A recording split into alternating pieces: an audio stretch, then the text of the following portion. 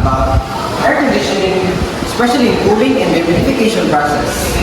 So the first problem, air enters a coil at 35 degrees Celsius.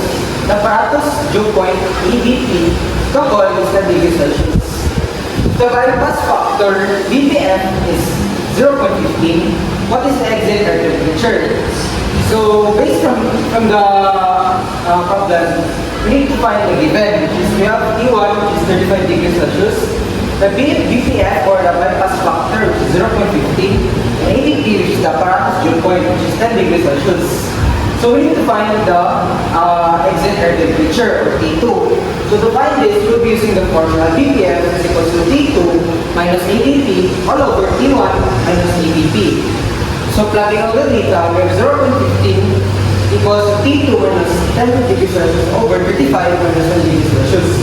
So shift solve this equation, we'll come up with T2 is equals to 13.75 degrees Celsius.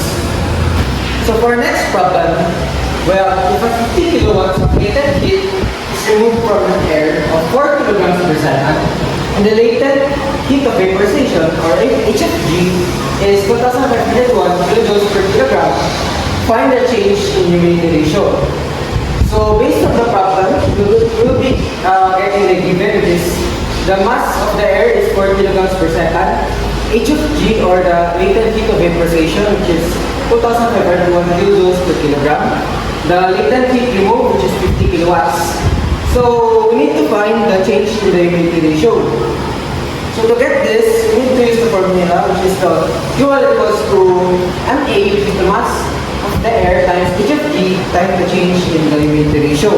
So plug in the data, we have 50 kilojoules per second equals to 4 kilograms per second times 2,501 kilojoules per kilogram. So cancel out the units. We will be left with 0.00499 kilograms vapor per kilograms of dry air. So that is all. Thank you.